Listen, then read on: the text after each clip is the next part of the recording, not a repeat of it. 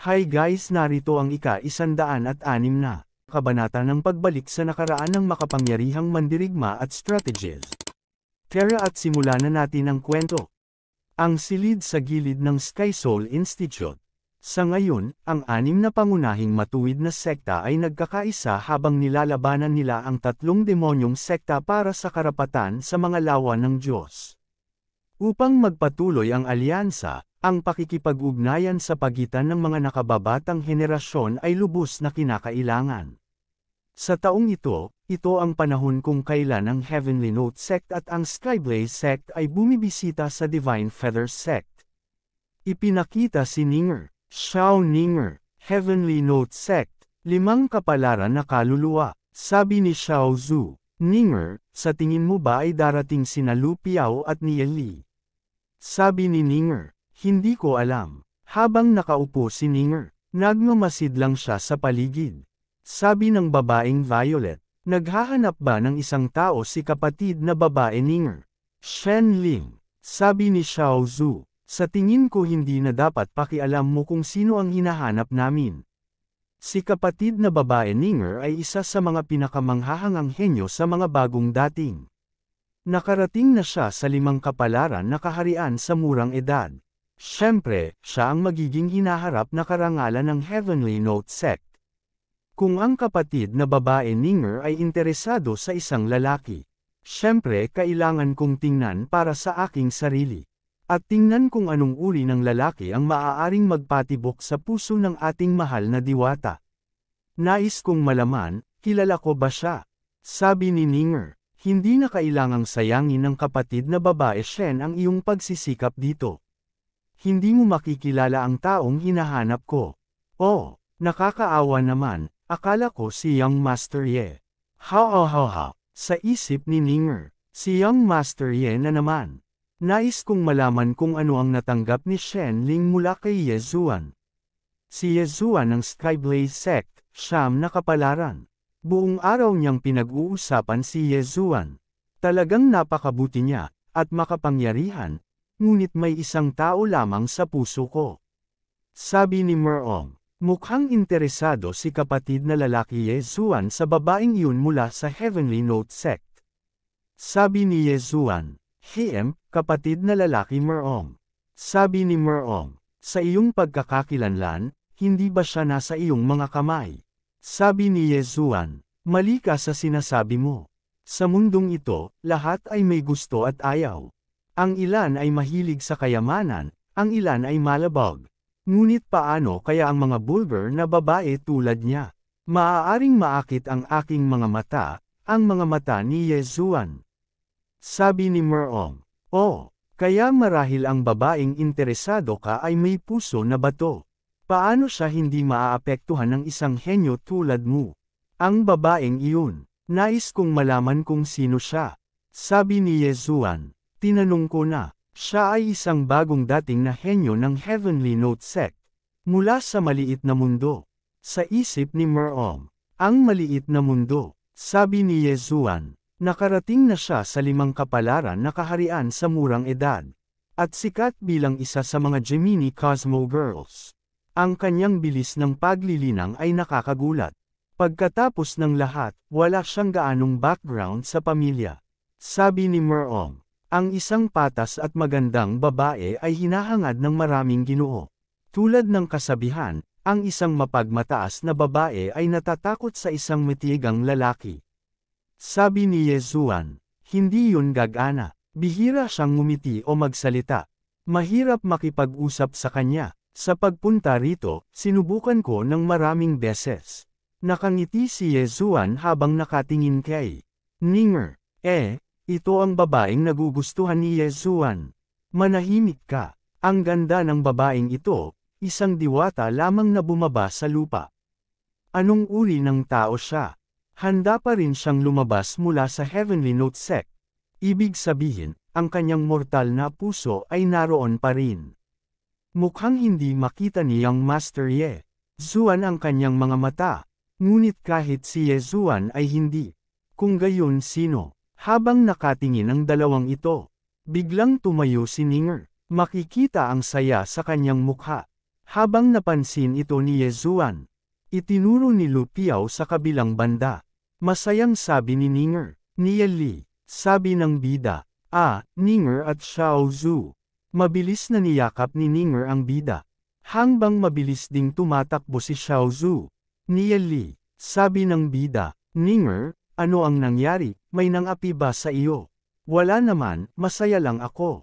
Sabi ni Ninger, kumusta kayo sa Divine Feather Sect? Sabi ng bida. Hindi masama. Hoy, sino itong batang ito? Hindi ako makapaniwala na kasama niya si Ninger. Iyon ang pinakamanghahangang henyo sa mga bagong dating. Nagawa niyang sanayin si Long Yuyin na maging masunurin. Kaya siya pala iyon. Bulong. Natigilan si Yuyin. Habang nakatingin kay Ninger, napainom na lang ito. Nagulat din yung dalawang ito. Sabi ni Merong, kapatid na lalaki Yezuan. Mukhang may boyfriend na si Xiao Ninger. Sa ni Yezuan, kung ganoon, kailangan kong sumuko. Reaksyon ni Merong. Sabi ni Merong. Mukhang kulang sa positibong pananaw si kapatid na lalaki Yezuan. Hindi pa nakakarating si Nieli sa Heavenly Fate Realm. Wala rin siyang background sa pamilya. Ang tanging magagawa niya ay umasa sa kanyang mga salita upang akitin ang mga walang muwang na babae. Susuko na lang ba si kapatid na lalaki Yezuan? Sabi ni Yezuan, hindi pa siya nakakarating sa Heavenly Fate Realm. Isa lang siyang Earth Fate Realm na bata. Paano kaya nagawa ng batang ito na ma-in-love sa kanya si Xiao Ninger? Ipinakita ang ating bida. Tumingin siya sa gilid. Nakatulala lang si Gubei. Sabi ng bida, nakalimutan kong ipakilala, ito ang aking kaibigan, si Gubei. Sabi ni Gubei. Hello, nice to meet you, sister-in-law. Sabi ni Ninger. Ako, ikaw, hello. Sabi ng bida, maghanap tayo ng upuan at mag-usap ng dahan-dahan. Pumunta sila sa bakanteng lamesa. Sabi ni bida, hindi ba sumama si Zion sa iyo? Sabi ni Ninger, kasalukuyan siyang naglilinang sa lihim na lugar ng pagsasanay ng Heavenly Note Sect. Hindi ko siya makontak bago kami pumunta rito. Sa isip ng bida, nais kong malaman kung kumusta siya ngayon. Sabi ng bida, umupo ka na. Sabi ni Ninger, salamat, Nieli. Sabi ni Li Xingyun, pwede ba akong umupo dito? Sabi ng bida, syempre. Sabi ni Gubei, Li Xingyun. Sabi ni Li Xingyun, Young Master Gu. May nagsalita, napalingon ang dalawa, pwede ba kaming umupo dito? Ito sina Yezuan at Merong. Ito ay, ako. Sabi ni Xiao Zhu, akin ang upuang iyon. Sabi ni Yezuan, pasensya na, kung ganoon, uupo kami dito. Naupo na ang dalawa, habang nakangiti si Xiao Zhu. Sabi ni Gubei, hoy, magsiksikan na lang tayo. Biglang may dumating na isa. Nagulat si Gubei sa biglang pag-upo ni Yuyin. Lahat sila ay napalingon. Sabi ni Li Xingyun, Young Master Gu, umupo ka sa isang tabi. Oo naman, mabilis na lumipat ng upuan si Gubei. Isang maliit na mesa, puno ng tao. Sabi ng bida, bibigyan kita ng Dragon Bloodline God Level Growth Rate Demon Spirit para ma-integrate mo. Sabi ni Ninger, Demon Spirit, habang pulang-pula ang mukha nito. Well, napansin ito ni Yuyin, bahagyang nalungkot. Sabi ng bida, Ninger, nakikinig ka ba? Reaksyon ni Ninger, sa isip ni Ninger, Nieli, naiintindihan mo ba ang aking nararamdaman? Wow! Ang aking aura ay gumagana sa sarili nito. Wow! Biglang merong dumating. Siya, si Long Tianming. Pupunta rin pala siya dito. Long Tianming, siyam na stage Heavenly Star Realm. Siya ang unang tagapagmana ng Dragon Seal Family, isa sa mga pinakamahirap na kakompetensya para sa posisyon ng Sect Master. Hindi madaling makilala siya, karaniwan siyang nagmumuni-muni, kaya mukhang lalabas siya ngayon. Papunta siya roon. Sabi ni Long Tianming, Narito rin pala si kapatid na lalaki Yezuan. Sabi ni Yezuan, kapatid na lalaki Long, kumusta ka na? Sabi ni Long Tianming, 3 taon na ang nakalipas mula noong huling pagpapalim natin. Talagang matagal na. Ang paglilinang ni kapatid na lalaki Yezuan ay lumago rin ng malaki. Sabi ni Yezuan, nagpapapuri lang si kapatid na lalaki Long. Ang iyong paglilinang ang dapat nating hangarin. Nahihiya si Yezuan, sabi ni Long Tianming. Kaya, narito rin pala ang kapatid na babae pinsan. Umiwas ng tingin si Yuyin. Ngumiti si Long Tianming, at tumingin ito sa gilid. Ganon din si Li Xingyon. Napansin ito nila Ninger at Lu Piao. Sabi ni Long Tianming, mukhang abala si kapatid na lalaki Ye sa pakikasama sa iyong mga kaibigan, kaya hindi nakita guguluhin pa. Kung may oras ka sa loob ng 2 araw, mangyaring pumunta sa aking lugar para uminom ng tsaa. Mauuna na ako at makikipagkita sa ilang matandang kaibigan. Oo, syempre, magpatuloy ka at abala ka sa iyong mga gawain.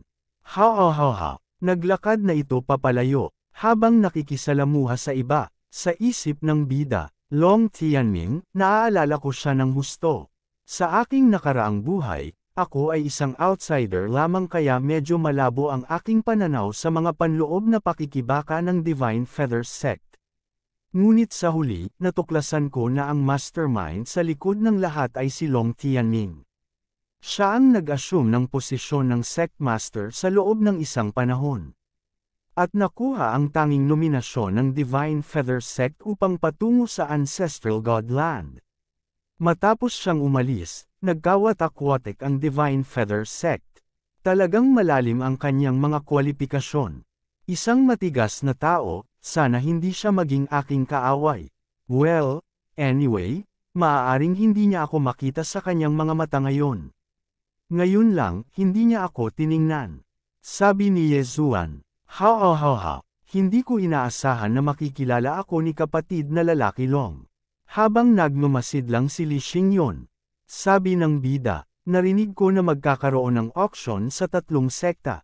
Nais kong malaman kung mayroong anumang kawili-wili. Sabi ni Li Xingyon, sa bawat pagkakataon, dadalhin ng 3 sekta ang mga bihirang bagay upang i-auction. Kung hindi, mawawalan ng interes ang mga henyo ng bawat sekta, at walang sino mang dadalo. Sabi ni Merong, interesado ba si kapatid na lalaki ni Li na bumili ng ilang kayamanan? Sa bawat auction, may ilang bihirang bagay. Gayunpaman, ang pinakamurang ay nagkakahalaga pa rin ng ilang libong espiritual na bato. Ang mga mamahaling maaaring nagkakahalaga ng 10,000 espiritual na bato. Sabi ng bida, kung ganoon, titingnan ko muna ang paligid. Sabi ni Merong, kung ganoon, hintayin natin at tingnan, haha. Ahem, reaksyon ni Merong, ha, sabi ni Ling Xingyon, wala, sa isip niya, seryoso pa rin ang pag-uusap ng batang ito na si Li. Dapat mayroon siyang daan-daang libong espiritual na bato sa kanyang kamay. Sabi ni Yezuan, sa auction na ito, ibebenta nila ang ilang sagradong bagay na maaaring gamitin para sa paglilinang. Tulad ng Heavenly Note Do ng Heavenly Note Sect. Marahil magkakaroon ng maraming tao na ayaw palampasin iyon.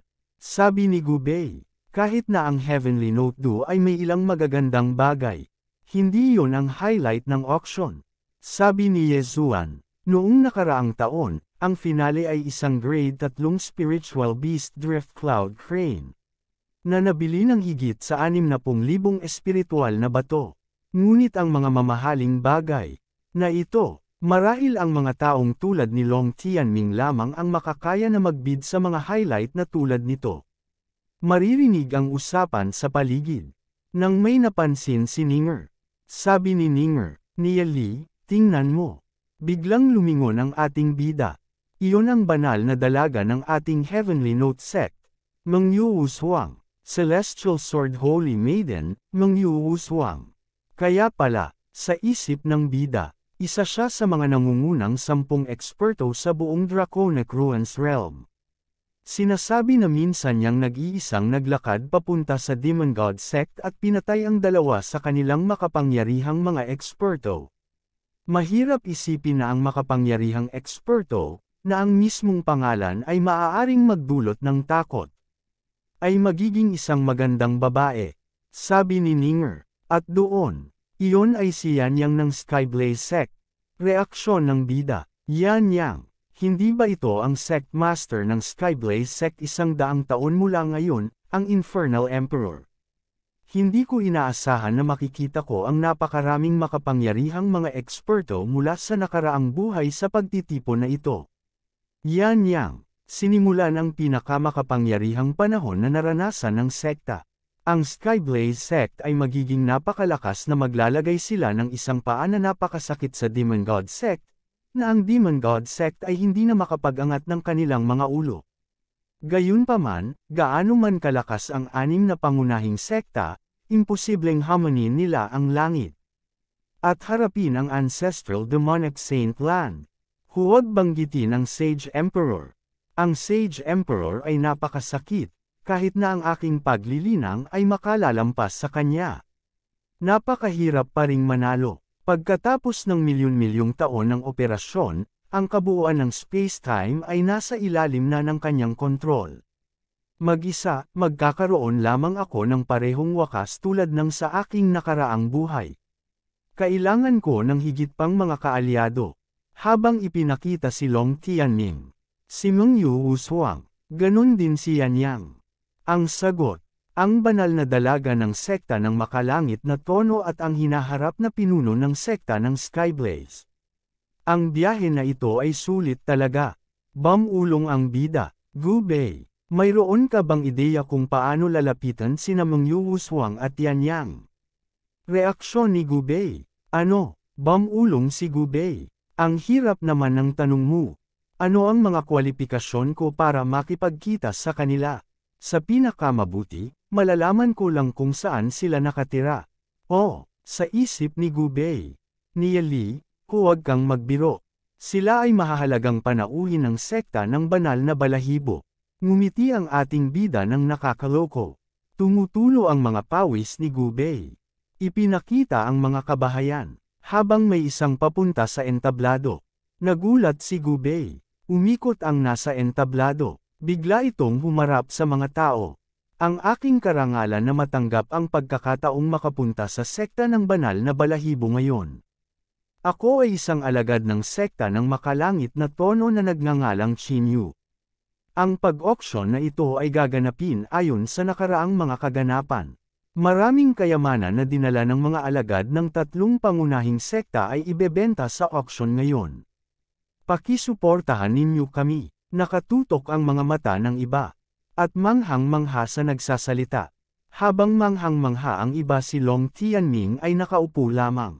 Ang unang ibebenta sa auction ay isang dragon bloodline na demon spirit na may pambihirang antas ng paglaki, isang blood-furry earthen dragon.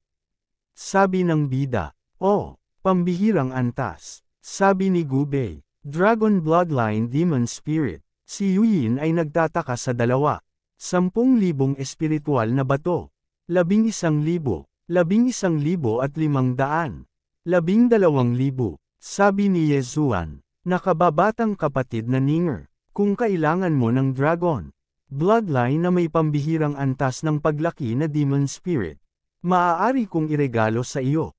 Sabi ni Ninger, hindi ko kailangan. Napatawa na lang si Lupio. Sabi ng bida, kukuha ako para sa iyo ng may antas na Diyos na paglaki. Napangiti na lang si Ninger.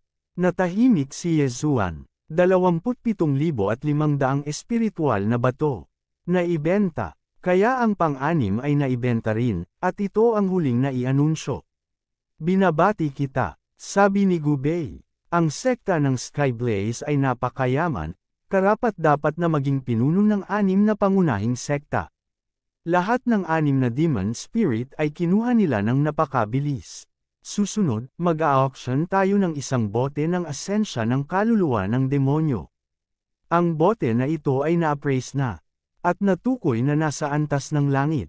Ang panimulang alok ay 10,000 espiritual na bato. May interesado ba? Sa isip ng bida, ang asensya ng kaluluwa ng demonyo ay maaaring dagdagan ang lakas ng isang demon spirit.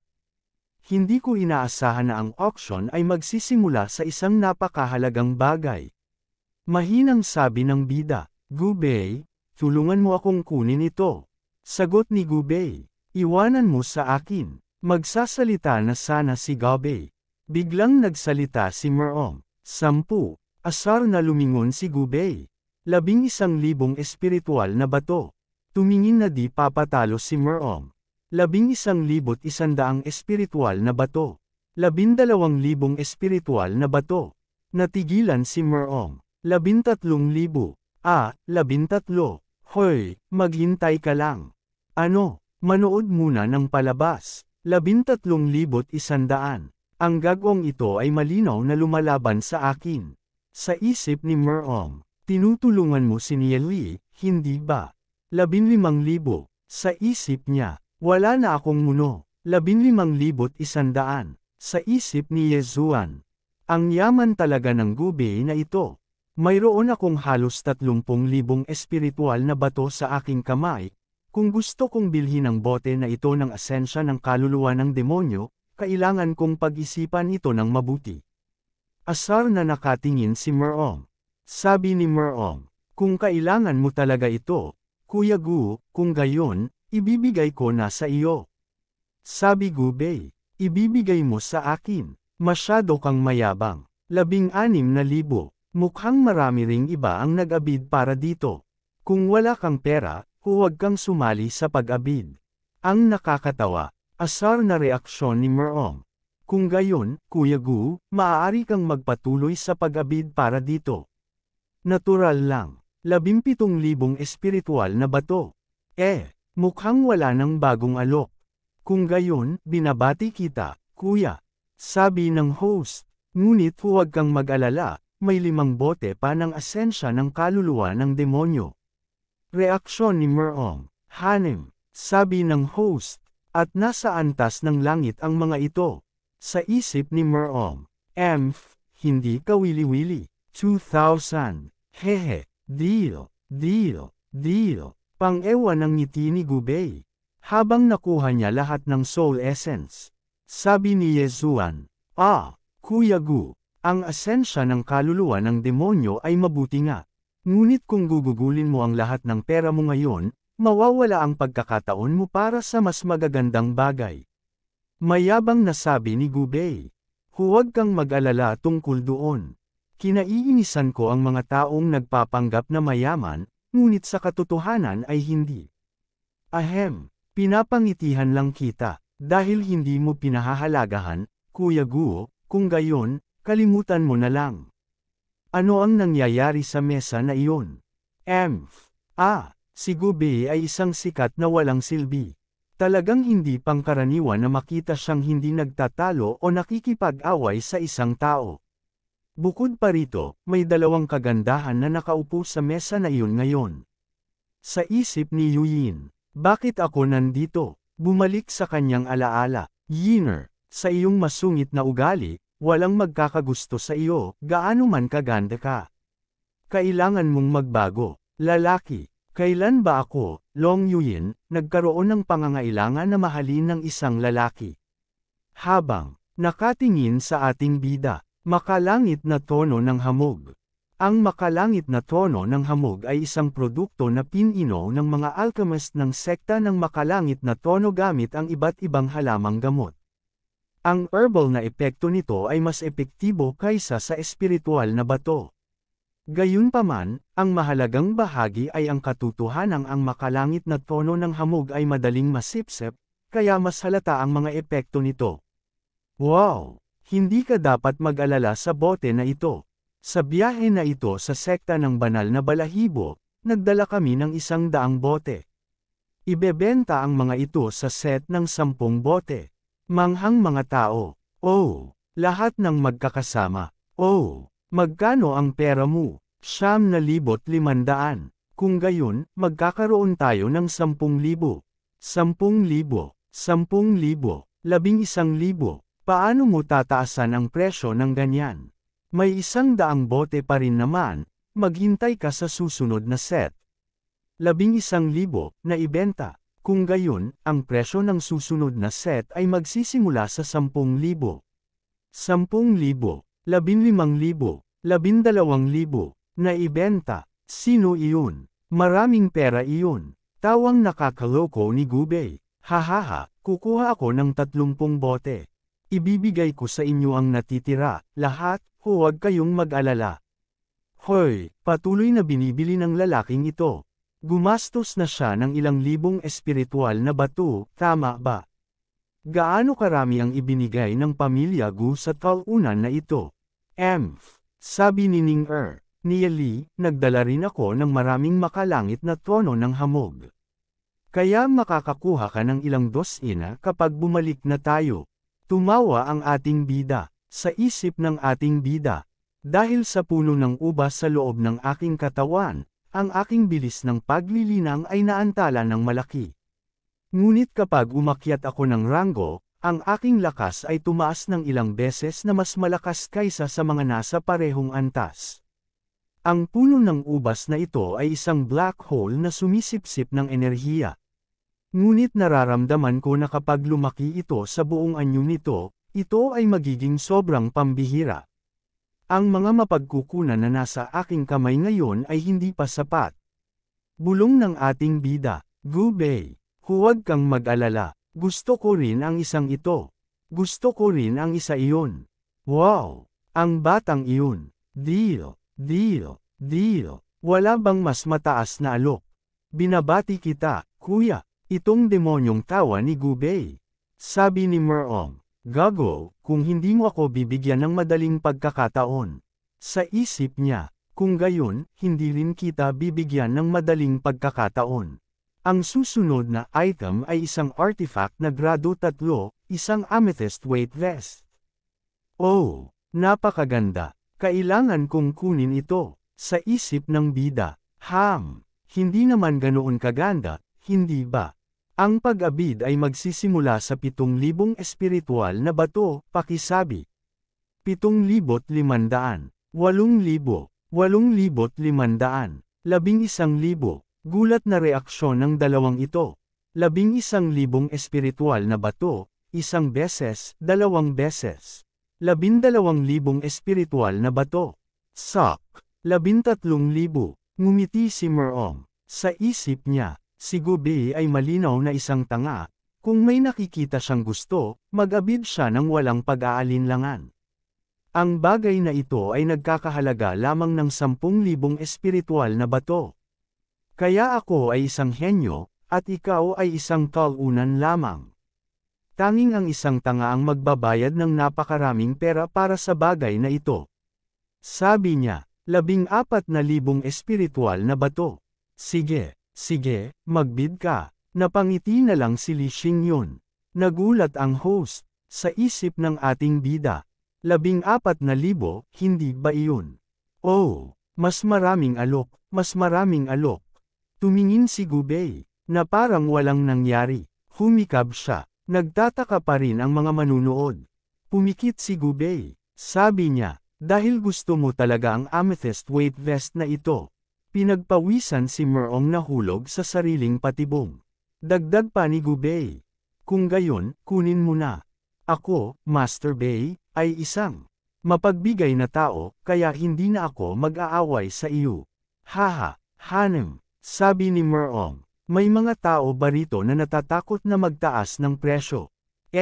Nakakalokong ngiti ni Gubei. Sabay hampas niya sa table. Ang amethyst weight vest na ito ay nagkakahalaga lamang ng 10,000 espiritual na bato sa pinakamabuti. Hindi ako makapaniwala na may magtatanong ng 14,000. Sa presyong ito, tanging ang isang tanga ang bibili nito, tama ba? Sabay tawa na pangbaliw. Ikaw, tumawa ang mga nakakapanood. Ganon din ang iba pa. Sa isip ni Merong, alam ng batang ito na itataas ko ang presyo. Nang laki ang kanyang mga mata. Sa isip niya, ang kanyang nakaraang pag-abid sa akin, ay para lamang subukan ako. Gubei, ang kanyang impresyon ng isang walang silbing pangalawang henerasyon ay pekeng lamang. Naging pabaya ako kaya nahulog ako sa kanyang bitag. Sabi ni Yezuan, Kuya Merong, 14,000 espiritual na bato. Deal. Napatingin sila sa host. Sabi ni Yezuan, ang pagbili ng amethyst weight vest na ito ay medyo mapanganib. Sabi ni Merong, 14,000 espiritual na bato lang ito. Wala namang masama. Sabi ni Gubei, oh, I wonder what they're going to auction next. Dahil ang tiwala ni Merong Yu ay napakataas, bakit hindi magbid para sa ilang higit pang mga item? Habang tumatawa si Lu Piao, habang masaya si Ninger sa isip niya. Ang kaibigan na ito ni Nieli ay talagang katulad niya. Puno lang siya ng mga masamang ideya. At talagang ayaw niyang matalo. Mukhang si Gubei iyon, hindi ba? Ang kapatid ni Gubei ay naalis na sa kanyang posisyon bilang tagapagmana. At palagi siyang isang malabag na tao, kaya hindi niya kailanman nakuha ang mga kwalifikasyon para sa tagapagmana. Sinasabi ng lahat na siya ay isang walang silbi. Ngunit ngayon mukhang hindi tama ang mga tsismis. Oo, bumibili siya ng napakaraming bagay ng sabay-sabay, at umaasa lamang sa kanyang sariling kayamanan. Matagal na siyang nagtatago, at ngayon ipinakita na niya ang kanyang mukha, posible bang? Napansin ito ni Long Tianming.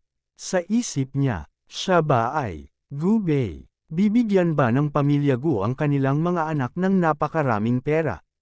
Marahil ay negosyo niya. Nakakalungkot na ang pamilya Gu, bilang isa sa 3 dakilang pamilya ng sekta ng banal na balahibo, ay walang natitirang talento sa batang henerasyon maliban kay Gu Heng. At kahit si Gu Heng ay halos hindi makapasok sa aking mga mata. Sa buong sekta ng banal na balahibo, kinikilala ko lamang si Liu Feng ng pamilya Ashen Flames. At ang taong iyon, ang taong iyon ay ang pinakamalaking karibal ko para sa pwesto ng pinuno ng sekta. Isa pang dragon bloodline na may pambihirang antas ng paglaki na demon spirit. Maraming dragon bloodline na may pambihirang antas ng paglaki na demon spirit ang ibinebenta sa auction ngayong taon. Haha, oo. Sa nakaraang mga auction, mabuti na lang kung may 1 o 2 dragon bloodline na may pambihirang antas ng paglaki, ngunit ngayong taon, may higit sa 1 dosenang sunod-sunod. Oo, ang sagot. Oo, at mukhang may darating pa. Napansin narinig kita ng ating bida. Bigla siyang lumingon. Kay Gubei, naglagay ako ng 20 sa kanila para ibenta, hindi ba pwedeng mas marami? Sabi ni Li Xingyun. Mga dragon bloodline na may pambihirang antas ng paglaki lang sila. Ano ang silbi? Sabay inom nito. Oo, napabuntong hininga na lang si Merong. Habang nag-iisip ang ating bida. Sa isip ng bida, ang talento ni Li Xinyan ay hindi masama kaysa kay Long Tianming. Sa kasamaang palad, dahil siya ay isang anak na hindi lihay timo, hindi siya bibigyan ng pamilya Ashen Flames ng dragon bloodline na may antas na Diyos na paglaki na demon spirit. Sa nakaraang buhay, naging isang makapangyarihang tao si Li Xingyun, kaya syempre nakuha niya ang isang dragon bloodline na may antas na Diyos na paglaki na demon spirit sa huli. Gayunpaman, kasalukuyan siyang naghihirap sa mapait na pagkawala ng pag-asa. Nagpadala ng mensahe ang ating bida sa isipan. Kuya Li, may pakikipag-usap ako sa iyo, interesado ka ba? Napatingin ito. Anong uri ng pakikipag-usap? Kung interesado ka talaga, Kuya Li, maaaring makuha ko ang demon spirit na gusto mo. Nang inag ang hinahawakan niyang baso. Ibig mong sabihin, isang antas na Diyos na paglaki. Dragon bloodline demon spirit. Kailangan ko ng kaunting oras, pero hindi ito imposible. Anong klase ng deal ang gusto mo? Hanggat makukuha ko ang Dragon Bloodline God level growth rate, huwag kang mag-atubiling magbigay ng anumang presyo na gusto mo. Kung ibebenta ko ang lahat ng aking negosyo, makakaipon ako ng maraming pera. Tungkol naman sa mga espiritual na bato, 100,000 ang sapat. 100,000 lang. Gayunpaman, kailangan kong ipanangako kay Kuya Li ang 3 kahilingan. Kuya Nieli, sabihin mo na lang. Ang aking unang kahilingan ay ang makipag-alyansa sa iyo, Kuya Lee. Sa hinaharap, kahit anong mangyari sa Divine Feather Sect, kahit sino pa ang makagalitan ko, dapat kang sumama sa akin, Kuya Lee. Napatingin siya ng seryoso. Siyempre, ibinebenta sa akin ni Kuya Lee ang Dragon Bloodline God level growth rate sa halagang 100,000 espiritual na bato. Hanggat hindi ito nagtataksil sa sect, ako, si Li Xingyun, ay hindi isang tao na hindi tapat sa kanyang mga kaibigan. Hanggat kaya ko, gagawin ko ang lahat ng aking makakaya. Hindi ko hihilingin kay Kuya Lee na traidorin ang sect. Hindi rin ako makikinabang doon. Tungkol naman sa dalawang iba pang kahilingan, hindi pa ako nakakapasya. Ipaalam ko sa iyo kapag naisip ko na, tungkol naman sa iyong demon spirit. Gagawin ko ang lahat para makuha ito. Maganda, ngumiti ang ating bida. Totoo, hindi ko pa kilala si Li Xingyun at ginawa ko lang ang deal na ito batay sa aking impresyon sa nakaraang buhay. Hindi ko alam kung makikinabang ako sa deal na ito. Pero 100,000 espiritual na bato ay dapat sapat para makakuha ng Dragon Bloodline God level growth rate demon spirit. Nagpadala ng mensahe sa isip ang ating bida, si Gu Bei. Hanam, paano ang iyong impluensya sa loob ng iyong clan ngayon? Lagi akong walang kwenta. Anong klaseng impluensya ang magagawa ko? Sa pinakamabuti, mayroon lamang akong ilang koneksyon ng aking ama, at kaya ko lang mamobilize ang ilang tao. Gayunpaman, kung tatayo ang aking kapatid, madali siyang makakakuha ng 100 sagot sa isang tawag. Siya ay isang henyo na maihahambing kay Long Tianming noon. Sabi ng bida, hindi, mas mabuting hayaan mong ito ng iyong kapatid ang kanyang paglilinang. Susunod, maaaring kailanganin ko ang iyong tulong sa ilang bagay. Reaksyon ni Gu Bei. Sa kanyang isip, ni Lee, iniligtas mo ang aking kapatid. Ang kaunting biyaya na iyon, kahit na ikamitay ko, handa akong gawin ang anumang bagay. Sabi ni Gu Bei, ano ang kailangan mong gawin, sabihin mo lang. Sabi ng bida, hindi naman ganun kagrabe, bigla kang nagpakita ng nakamamanghang kayamanan ngayon. Sigurado akong makakakuha ito ng atensyon ng Gu Clan. Isang bagay lang, itago mo ito at huwag mong ipaalam sa sinuman kung saan nanggaling ang lahat. Siyempre, sa kabilang banda, tulad ng napag-usapan natin, magpakita ka at hilahin pababa si Gu Heng. Sisimulan natin ang ating plano, hakbang-hakbang. Ang pagkalaso ng aking kapatid ay tiyak na may kinalaman sa lalaking iyon na si Gu Heng. Kahit na hindi mo sabihin, lalaban pa rin ako sa kanya. Gayunpaman, si Gu Heng ay malalim na nakaugat sa Gu Clan, at siya rin ang pinakamagaling na henyo ng clan. Magiging napakahirap na hilahin siya pababa. Hindi naman ako nagpupuri sa iba para mapahina ang sarili ko. Ang aking kasalukuyang lakas ay mas mahina pa rin kaysa kay Gu Heng. Siyempre, hindi agad malulutas ang problemang ito, tutulungan kita sa iyong paglilinang. Pagkatapos, kapag dumating na ang tamang oras, ipakita mo ang iyong Dragon Bloodline God level growth rate demon spirit sa harap ng iyong clan. Tumingin si Gu Bei sa gilid. Bumantong hininga siya. Oo, sa tingin ko rin na oras na. Sa isip ng bida, sa mga miyembro ng 3 pangunahing pamilya ng Divine Feather Sect. Parehong kwalipikado sina Li Xingyun at Gu Bei na makipaglaban para sa posisyon ng Sect Master. Ang natitira na lang ay ang Dragon Seal family. Napansin niya si Yuyin, Long Yuyin. Kahit na medyo nasa likuran siya, mayroon pa rin siyang mga kwalifikasyon. Ang tanging problema ay ang pagkahumaling ni Long Yuyin sa martial Dao. At hindi interesado sa kapangyarihang pampulitika. Pero kung may isang magandang bagay tungkol sa mga taong iyon, ay ang pagiging isang track-minded nila. Hanggat sumusunod ako sa tamang landas. Habang nakatingin ang ating bida kay Yuyin, maaaring mahirap pa ring makipag-usap sa kanya ngayon. Mas mabuting dahan-dahanin ang bagay na ito. Makalipas ang kalahating oras, tapos na ang round na ito, kumusta?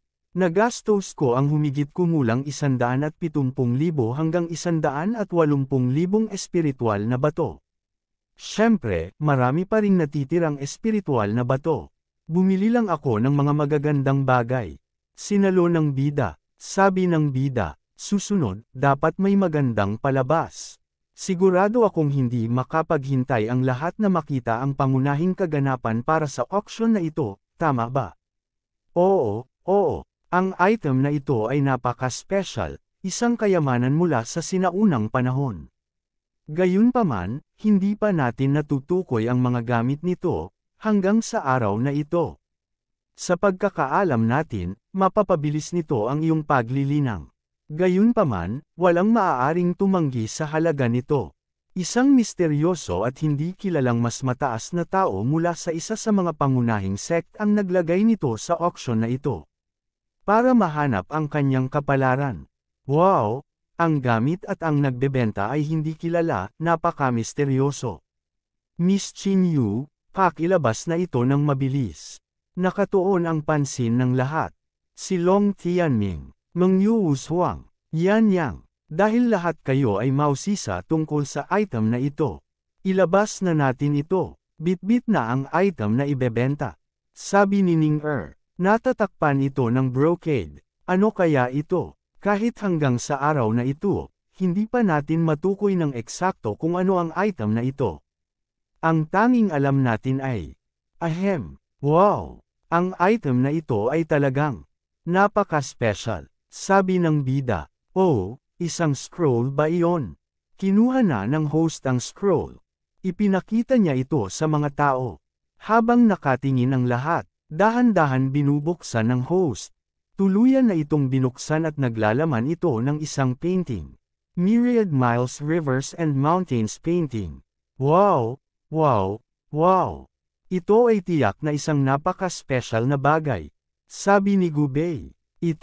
Ang bagay na ito ay kahanga-hanga. Ang 4 na letra na iyon ay naglalaman ng isang uri ng malakas na intensyon. Niyali, ang painting na ito. Sa isip ni Gubei. Mukhang nagulat din siya. Sa isip ng bida. Paano napunta ito dito, at inilagay sa auction? Napakakakaiba. Myriad Miles Rivers and Mountains Painting. Ayon sa mga tala ng Temporal Demon Spirit Book, ang painting na ito ay iginuhit ng isang kataas-taasang nilalang mula sa sinaunang panahon. Ginamit ng dalubhasang iyon ang lahat ng kanyang intensyon. Upang likhain ang Myriad Miles Rivers and Mountains Painting, kaya naubos ang lahat ng kanyang enerhiya. Ang item na ito ay hindi dapat gamitin bilang isang pantulong sa paglilinang. Ang paggamit nito sa ganoong paraan ay isang malaking pag-aaksaya ng isang walang kapantay na kayamanan. Kung gamitin ang lahat ng kakayahan ng Myriad Miles Rivers and Mountains Painting, tiyak na magiging isa ito sa aking mga pundasyon sa laban-laban sa Sage Emperor. Talaga, hindi ito dapat makapunta sa kamay ng iba. Gubei, anuman ang mangyari, bilhin mo ang painting na ito para sa akin. Tungkol sa pera, babayaran ko ito. Aasikasuhin ko na. Kahit hindi ko alam kung para saan ang painting na ito. Tiyak na hindi ito isang simpleng bagay. At sapat na iyon para sa akin. Pagkatapos ng lahat, hindi ba dapat gastusin ang pera? Simulan na natin. Habang nakangiti ang host, sigurado akong alam ng lahat na hindi ito isang simpleng bagay. Sa normal na kalagayan, ang item na ito ay hindi kailanman lalabas sa auction na ito. Gayunpaman, nagtataka tayo dito. Kahit ang misteryosong mas mataas na tao na naglabas ng painting na ito ay hindi rin alam ang mga gamit nito. Dahil hindi natin alam ang mga gamit nito, nagsisilbi lamang itong dekorasyon para sa atin. Oo, ang mas mataas na taong iyon ay hindi matuklasan ang mga gamit nito. Kung gagastos tayo ng maraming pera para bilhin ito. Sinabi ng mas mataas na tao na nagbebenta ng Myriad Miles Rivers and Mountains Painting na, sino man ito, kung may makakahanap ng kahit isang gamit ng Myriad Miles Rivers and Mountains Painting, handa siyang bilhin ito pabalik sa halagang 200,000 espiritual na bato. Kung walang nakakaalam ng mga gamit nito, ibebenta niya ang painting. 200,000. Oh my God! Talagang naguguluhan ang mas mataas na taong ito. Mukhang ayaw niyang ibenta ang painting. Pero hindi niya mahanap ang anumang gamit nito. Kaya, wala na siyang masyadong pagpipilian. Kung walang nakakaalam. Pagkatapos, ayon sa intensyon ng may-ari ng painting, magsisimula ang auction. Kahit ang misteryosong mas mataas na taong ito ay hindi masira ang maraming pattern ng inscription sa painting. Kaya ano ang gamit ng pagkakaroon ng Myriad Miles Rivers and Mountains painting? Ang tanging tao na makaka-unlock ng mga lihim nito ay ako. Ang panimulang presyo ay 100,000 espiritual na bato. 100,000. 100,000. Ilang tao lang sa buong Divine Feather Sect ang makakapaglabas ng 100,000. Hindi makapaniwala ang iba, sa kanilang narinig. Natahimik ang lahat. Ipinakita si Long Tianming. Nag-aalok ako ng 110,000 espiritual na bato. Siya, si Long Tianming ito, tanging ang taong may ganitong antas lang. Ang kayang sumali sa kompetisyon na ito. Sabi ni Yan Yang. 120,000. Yan Yang. 130,000. 140,000. 150,000. 160,000. Oh! Napangiti si Long Tianming. Sumuko si Long Tianming. Ang Skyblaze Sect ay masyadong mayaman. Tama iyan. Si Senior Brother Yan Yang ay nagbigay ng alok na 160,000 espiritual na bato. Mayroon bang gustong mag-alok ng mas mataas? Mag-aalok ako ng 170,000. Gulat na reaksyon ng mga tao. Ha! Hey! Kung may magtataas ng presyo kaysa doon. Kung gayon, otres na ako. Napalingon si Yan Yang. Sa totoo lang, kung interesado si Senior Sister Mengyu, dapat ko nang ibigay ito kay Senior Sister Mengyu. Sa kasamaang palad, interesado rin ako sa Myriad Miles Rivers and Mountains painting na ito. Bukod pa rito, tila angkop ang item na ito sa aking teknik sa paglilinang, kaya ayaw kong palampasin ito. Kaya, sana hindi ka ma-offend, Senior Sister Mengyu. Huwag kang mag-alala tungkol dito. Dapat mong gawin ang gusto mo, Junior Brother Yan Yang. Ngumiti si Yan Yang. 200,000. Espiritual na bato. 200,000. Siya talaga ang banal na anak ng Skyblaze Sect. Masyadong mayaman. Ito ang banal na anak ng Skyblaze Sect, si Yan Yang. Kahit ang mga elder ng Divine Feather Sect ay hindi makakakuha ng masyadong espiritual na bato, tama ba? Bumili pa siya ng kayamanan na hindi niya alam ang gamit. Ang painting na ito ay tiyak na mapupunta sa kamay ni Yan Yang. Maaaring ang kanyang lihim na sining ay may kinalaman sa Myriad Miles Rivers and Mountains painting na ito. 80% ay kalokohan, gusto lang niyang bilhin ito. Anuman, hindi ito dapat makapunta sa kamay ng iba. Naglakad si Gubei. Napansin ito ng mga tao. Narinig ko mula sa isang elder na ang Myriad Miles Rivers and Mountains painting na ito ay nilagyan ng Myriad Spiritual Lock. Kaya kahit na makuha ito ni Young Master Yan Yang, malamang na hindi ka makakahanap ng masyadong gamit para dito. Mas mabuting ibigay mo na ito sa akin. Mag-aalok ako ng 210,000 espiritual na bato. Haha, bakit kaya itinaas ni Gubei ang presyo mismo? Hindi ba sinabi niyang may Myriad Spiritual Lock? Gusto lang ni Gubei na itaas ang presyo, nakahanap lang siya ng dahilan. Malamang sinasabi niya na hindi niya sinusubukang awayin si Yan Yang. Ang pagtitipon na ito ng tatlong pangunahing sect ay para sa ating pakikipag-ugnayan. Ang pagkakaisa ang pinahahalagahan. Maaaring mag-alok ang bawat isa ayon sa kanilang kagustuhan, at ang mas mataas na alok ang mananalo. Hindi na kailangang mag-alala tungkol sa katayuan. Junior Brother Go, sige lang. Napakaganda ng kanyang asal, tunay na karapat-dapat si Yan Yang sa kanyang titulo. Napakatotoo ng mga sinabi ni Brother Yan Yang. Kaya 210,000 na, mayroon pa bang gustong mag-alok? Oo, 220,000. 230,000. Napalingon si Yan Yang. Habang napanganga ang iba, natigilan si Yan Yang. Atras na ako sa kompetisyon. Maaari nang makuha ni Junior Brother Go ang Myriad Miles Rivers and Mountains painting na ito. Kung gayon, maraming salamat, Senior Brother Yan Yang. Binabati kita, Senior Brother Gubei. Kahit na na-auction na ang grand finale. Pero hindi pa tapos ang auction, tingnan natin ang susunod na item. Maririnig ang ingay ng mga kumakakain. Habang patuloy na nag-uusap-usap sa table kasama ang ating bida. Naibenta natin ang 20 Dragon Bloodline Extraordinary Level Growth Rate Demon Spirits, at binili ang Myriad Miles Rivers and Mountains Painting, 30 bote ng Heavenly Note Do, Asterisk. At iba pang mga item. Ngayon, may natitira pa tayong 130,000 espiritual na bato. Oh, ang dami pang natitirang pera. Talaga, ang pagbebenta ng Dragon Bloodline Demon Spirits ay napakadaling paraan para kumita ng pera. Dagdag pa sa mga espiritual na bato na mayroon ako, ang kabuuang halaga ay 230,000. Mabuti na lang at nakasama tayo sa auction ngayon. Karaniwan, mahirap makahanap ng angkop na mamimili. Sabi ng bida, totoo iyan. Sabi ni Gubei, ano sa tingin mo? Gusto mo bang mag-alok ulit? Sapat na sa akin. Batay sa aking mga pag-unawa sa iba't ibang mga pattern ng inscription, may mataas na posibilidad na ma-unseal ko ang painting. Ang item na ito ba ay kapareho ng nasa mga talaan, at mayroon bang walang katapusang mga gamit?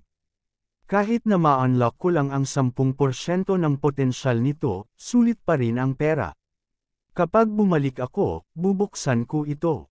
Maririnig ang gulong-gulungan sa paligid. Narating na natin ang katapusan ng ating auction. Susunod ay ang sesyon ng talakayan ng pulong na ito. Mas kawili-wili ang ating sesyon ng talakayan sa pagkakataong ito. Ang tema ay magiging zither, chess, calligraphy, at painting. Oh, zither, chess, calligraphy, at painting. Kawili-wili. Hindi ko alam kung paano gawin iyon. Ito ay upang mag-inject ng pag-unawa sa Dao sa 4 na sining. At hayaan itong masuri ng lahat dito. Kung makikita natin ang 4 na sining ng mga taong tulad ni Yan Yang at Meng Yu Wushuang habang nararamdaman natin ang ating Dao dito. Sino ang nakakaalam kung maaari nitong mapabuti pa tayo sa martial Dao? Dahil ako ang nagsimula ng kaganapang ito, ako ang unang magpapakita ng aking mapagpakumbabang mga kasanayan. Mangyaring magbigay ng iyong mga opinyon. Wow! Ipinakita ang isang instrumento. Umupo na ang host. Ngumiti ito. Tinipana niya ang mga string. Sa kanyang pagtipa, ramdam agad na mga manunood. Pakiramdam na umuulan. Pagkatapos ng ulan, maligayang pakiramdam. Ganun din sa paraiso. Habang tumutugtog ang host, diretso lang siya sa kanyang pagtipa sa instrumento. Pakiramdam ng hampas ng alon. Habang nakikinig, pagbagsak ng tubig mula sa talon. Sa kada tipa ng instrumento, pakiramdam na naliligo sa dagat. Patuloy ang pagtugtog ng instrumento ng host. Oh, mahusay! Ang aking kaluluwang kaharian ay nag-flutter sa melodya. Tumutugtog siya tulad ng isang banal na nilalang, nakalulugod at nagpapahinga sa mga puso ng lahat ng kanyang mga tagapakinig. Ang intensyon ng Dao na nakapaloob sa kanyang musika ay mas nakakaakit. Zither ni Miss Chin Yu. Ang tunog ay kasing kinas ng tubig, na naghahatid ng kanyang intensyon ng Dao sa pamamagitan ng emosyon. Tunay na hindi pangkaraniwan. Tunay na nakakaakit, tunay na nakakaakit. Nakangiti si Meng Yu Wushuang, habang nakapikit si Yan Yang. Sa isip ng bida, well, kahit na hindi ako magaling sa zither, nararamdaman ko na ang kanyang musika ay medyo katulad ng ethereal note ng aking master. Gayunpaman, ang distansya sa pagitan nila ay masyadong malawak. Tumayo na ang host, at nagbigay ito ng paggalang. Ginawa ko ang aking sarili na isang tanga, isang biro para sa iba. Ipinakita na ni Chin Yu ang aking kaawa-awang mga kasanayan. Susunod, ipapasa ko ang entablado sa mga nakaupo sa ibaba. Ang zither ni Sister Chinyu ay umabot na sa ganoong antas. Ang pag-akyat ngayon ay magiging isang katatawanan lamang. Napatingin sa gilid si Yezuan. Tumingin kay Ninger. Tumayo bigla si Yezuan. Sabi nito, dahil ipinakita na ni Miss Chinyu ang kanyang mga kasanayan sa zither. Pagkatapos ay ipapakita ko rin ang aking mga kasanayan. Napabuntong hininga si Gubei. Senior Brother Yezuan, mangyaring. Nagtataka ako kung alin sa apat na sining ang ipapakita sa amin ni Senior Brother Yezuan. Calligraphy. Pagkatapos ay tutulungan kitang gilangin ang tinta para sa iyo. Ang kumpanya ng isang kagandahan. Ano ang isang karangalan? Mangyaring. Salamat, Miss Chinyu. Hinawa ka na ang pagguhit. Ninilapat niya ito sa tinta. Habang pumikit si Yezuan. Sinimula na niyang iangat ang pangguhit. Inilapat na niya sa papel. Nagsimula na siyang gumuhit. Nakapikit siya habang isinasagawa. Maraming nakatutok sa kanyang ginagawa. Nagpatuloy siya sa pagguhit. Binuksan niya ang kanyang mga mata. Pinangat na niya ang pangguhit. Okay na. Kinuha na ng host. At inangat ito. Ipinakita sa mga manunood. Pag-ibig. Isang kamangha-manghang salita. Senior Brother Yezuan. Ang bawat stroke ng brush ng salitang iyon ay isang kamangha-manghang kaharian sa sarili nito. Ang pananaw ng daw ni Senior Brother Yezuan patungo sa pag-ibig ay talagang mas malaki kaysa kay Miss Chinyu. Wow! Sa loob ng isang salitang ito ay ang mga kalaliman para sa parehong pag-ibig at daw. Ang pag-unawang ito, ano ang isang kahihiyan? Tumingin sa gilid si Yezuan. Ipinakita si Ninger. Sabi ng bida, Ninger, tingnan mo kung gaano kalalim ang damdamin ni Yezuan para sa iyo. Hehe, nahihiyang sabi ni Ninger. Nieli, inaasar mo ako. Patuloy ang pang-aasar ng ating bida kay Ninger. Sabi ng bida, dahil umakyat na si Yezuan doon, kailangan ko ring magpakita ng isang kasanayan o dalawa. Kung hindi, magmumukhang mahina ako malambot. Sa isip ni Li Xingyun, nagtataka ako kung ano ang ipapakita ni Nieli. Pagkatapos ng lahat, kakapasok lang niya sa kaharian ng langit na kapalaran, hukom mula sa kanyang tono, ang kanyang mga kasanayan ay hindi dapat mas mababa kaysa kay Yezuan. Gusto ring ipakita ni Brother Nieli ang kanyang mga kasanayan, maaaring inaangkin na niya ang pananaw na maihahambing sa kay Yezuan. At dito nagtatapos ang kabanata. Maraming salamat po.